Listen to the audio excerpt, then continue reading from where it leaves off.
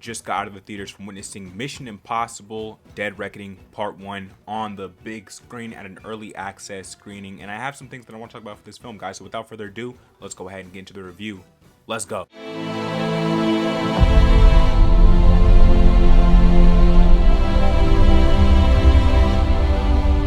What's going on, you guys? The Demigod back on Demigod AT, bringing you another movie review for Mission Impossible Dead Reckoning Part 1, starring Tom Cruise in the latest Mission Impossible film. How did he do? How did this film perform? It was absolutely fantastic. I loved this film from start to end. Tom Cruise does an amazing job inside of it, and let's just hop directly into the plot. So Ethan Hunt and the IMF team must track down a terrifying new weapon that threatens all of humanity if it falls into the wrong hands. With control of the future and the fate of the world at stake, a deadly race around the globe begins. Confronted by a mysterious, all-powerful enemy, Ethan is forced to consider that nothing can matter more than the mission, not even the lives of those he cares about most. Now, just as you heard there's a new enemy inside this film, and while these are typically action films, and this one's definitely in line with being an action film, it also has a twist on it. This is also a sci-fi film because the enemy that you heard there is actually AI. And so when you go watch this movie, when you go watch this film, Ethan Hunt is essentially battling against an algorithm, a sentient AI program, something straight out of the Matrix 1999. And I think that made for an extremely compelling antagonist inside of this film, because when you have an enemy like this, it's strictly operating off logic,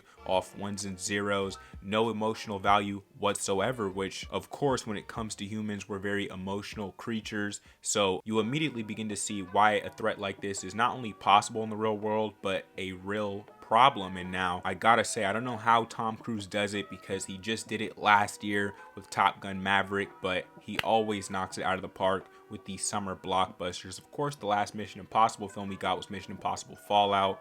That film was fantastic too, and this one is no different, because when it comes to Mission Impossible Dead Reckoning Part 1, the script is solid the entire way through. All the twists and turns in the story, all the spy work that you usually see in this franchise, it's here, it's still in this franchise. It's amazing. The action is breathtaking, the choreography is fantastic, the score in here, classic. I mean, it's one of the best scores in cinema, that Mission Impossible score. And throughout this entire film, you find yourself on the edge of your seat as they put our main characters into situations that are almost impossible to get out of. They write themselves into a corner, and then they have to write themselves out of a corner. And it's great because it makes for some unpredictable moments inside of this film, and it's just so exciting to see a film be this solid on so many levels. And with the runtime of this film coming just under 3 hours, the pacing in here is stellar, because you never feel like, man, let's just get this over with. I was never checking my clock feeling like this film was being dragged out longer than necessary. No, this is a complete story from beginning to end, and considering it's a part 1, you would expect there to be a cliffhanger,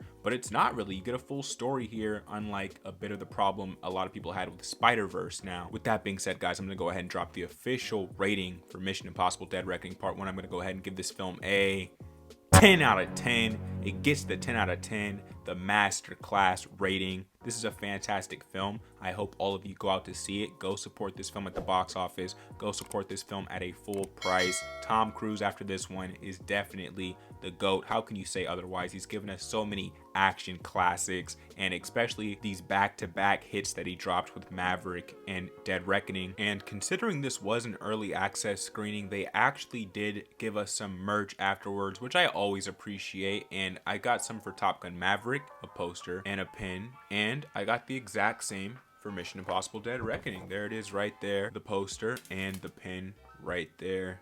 Boom.